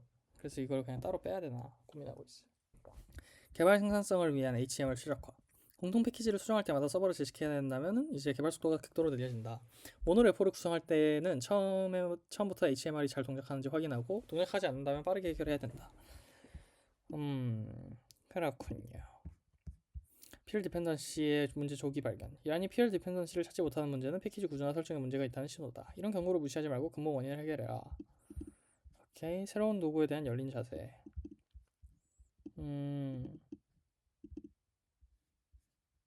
yarn PNP가 노드 모듈스 방식이랑 조금 다른가 봐요. 나중에 한번 보겠습니다. 다음 패키지. Radix UI 다이얼로그 내 셀렉트 컴포넌트 ESC 키 충돌 버그 사례. Radix UI 다이얼로그 내부에서 셀렉트 컴포넌트를 배치했다. 셀렉트 드롭다운이 열려있는 상태에서 ESC 키를 누르면 셀렉트만 닫히는 대신 부모인 다이얼로그 전체가 닫혀버리는 현상이 발생했다. 페이지 전체의 포커스가 깨지면서 사용자 액션이 목통이 되는 문제도 있었다. 제 시도. 그죠? 스탑 프로퍼게이션 이거 주로 많이 쓰죠. 셀렉트의 ESC 키 다운 이벤트 핸들러의 이벤트 전파를 차단하여 이걸 받지 못하게 하려고 시도했는데 실패했다. 다이얼로그와 셀렉트가 각각 다른 포탈을 통해 렌더링 되기 때문에 단순한 이벤트 버블링 차단으로는 둘의 상호작용을 제한할 수 없었다. 그러니까 이게 뭐 아래에 뭐가 있는 식으로 렌더링 되는 구조가 아니라 그냥 두 개가 병렬적으로 있는 구조인가 봐요. 이 외에도 셀렉트 상태를 부모에서 제어하는 제어 컴포넌트 패턴, 전역 키다운 리스너 등 다양한 시도를 했지만 모두 실패. 문제의 원인이 단순한 코드 레벨 로직이 아니라는 걸 짐작. 찾아낸 원인은 보이지 않는 두 개의 레이어 관리자 문제의 핵심을 파고들자 GitHub 이슈에서 결정적인 단서를 찾을 수 있었다. 문제는 Radix UI 내부 동작 방식과 패키지 매니저의 의존성 관리 방식이 맞물려 발생하고 있었다. 아하, Radix UI, Radix Disable Layer의 역할. Radix UI의 다이얼로그, 셀렉트, 파워오버 같은 컴포넌트들은 내부적으로 Radix UI, Radix React Dismissible Layer라는 패키지로 공통적으로 사용한다. 이 패키지는 이름처럼 닫힐 수 있는 레이어를 관리하는 전문 매니저다. 화면에 모달이나 파워오버가 열릴 때마다 이들은 스택처럼 차곡차곡 쌓아둔다. 그리고 사용자가 ESC 키를 누르거나 외부를 클릭하면 스택의 가장 위에 있는 레이어부터 순서대로 닫는 역할을 한다. 덕분에 모달 위에 파워오버가 열렸을 때 파워오버가 먼저 닫히는 자연스러운 동작이 가능해진다. 그럼 이게 잘 됐어야 됐는데 왜 안 됐을까요? 버전 충돌이 부른 비극. 문제는 패키지 매니저가 의존성을 설치할 때 시작된다. 리액트 다이얼로그가 의존하는 디스미스블 레이어 버전과 셀렉트 버전이 미세하게 다르다. 그래서 두 개의 버전이 동시에 설치됐다. 호호. 이렇게 되면 우리의 어플리케이션은 두 명의 독립적인 레이어 관리자가 생겨버린다. 각 관리자는 각 자신만의 스택을 따로 관리하고 서로의 존재를 전혀 모른다. 다이얼로그가 열리면은 관리자 A의 스택에 다이얼로그가 쌓이고 셀렉트가 열리면은 관리자 B의 스택에 셀렉트가 쌓인다. 이 상태에서 사용자가 ESC를 누르면은 관리자 A는 자신의 스택을 보고 내 스택 최상단 다이얼로그에 닫아야겠다 라고 판단하고 B 역시 자신의 스택을 보고 셀렉트를 닫는다. 결국 다이얼로그가 먼저 닫혀버리니까 우린 그냥 모달 전체가 닫히는 것으로 보였던 거다. 그럼 이거는 버전을 하나로 합쳐야겠네요. 레이어 관리자를 하나로 통일하기. 일측은 명확하다. 여러 명의 레이어 관리자를 해고하고 단 한 명만 남겨. 버전만 강제하면 된다. 추가해서 여러 하나로 통일시킨다. 그래서 PNPM에서는 그냥 오버라이드로 이렇게 하나로 통일시켰다는 말인 것 같네요. 이제 모든 Radix UI의 컴포넌트들이 단일 버전의 디스미스블 레이어를 공유하게 되고 레이어 스택은 정상적으로 순서로 쌓여서 문제가 해결됐다. 이야, 재밌네요. 재발 방지를 위한 대책. 정기적인 의존성 검사. PNPM 리스트와 같은 명령어는 주요 공통 내부 의존성의 버전이 여러 개로 나눠져 있지 않은지 주기적으로 확인하기로 했다. 의심스러운 상호작용, 버그 발생 시 코드 레벨의 디버깅에만 집중하기보다 의존성 트리부터 확인하는 습관을 들이는 것이 중요하다. 특히 UI 라이브러리 컴포넌트 간 충돌 시 공통으로 사용하는 내부 패키지가 있는지를 확인하고 버전 통일성을 검사하기로 했다. 팀 내 공유. 비슷한 문제가 생겼을 때 빠르게 대처할 수 있도록 팀 내에서 이번 이슈와 해결 과정을 문서화하고 공유하기로 했다. 호호, 그렇군요. 자, 마지막 글입니다. 커서에서 바이옴 포매팅이 동작하지 않는 현상 디버깅. 진단하기.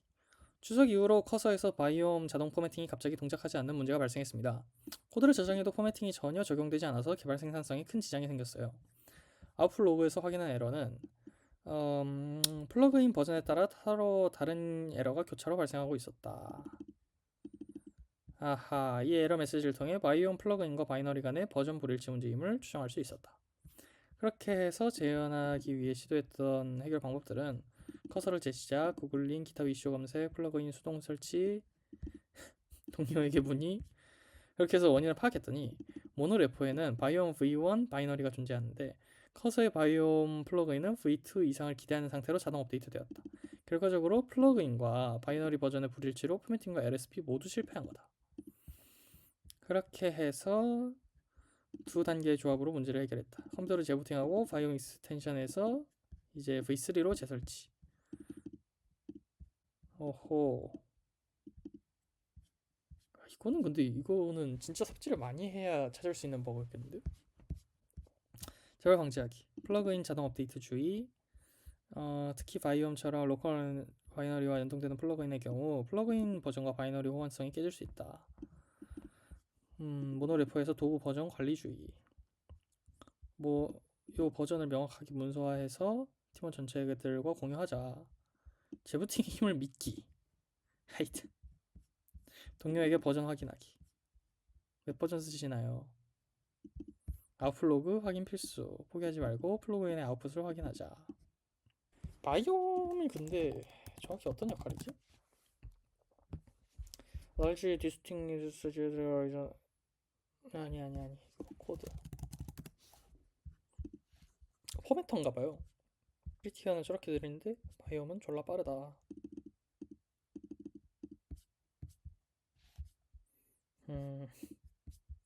상도 탔어.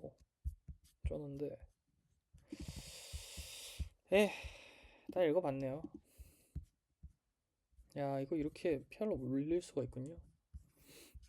저도 나중에 디버깅 사례 뭐 괜찮은 거 하나 있으면은 올리는 것도 좋은 것 같네요. 자, 오늘 여기까지 하겠습니다.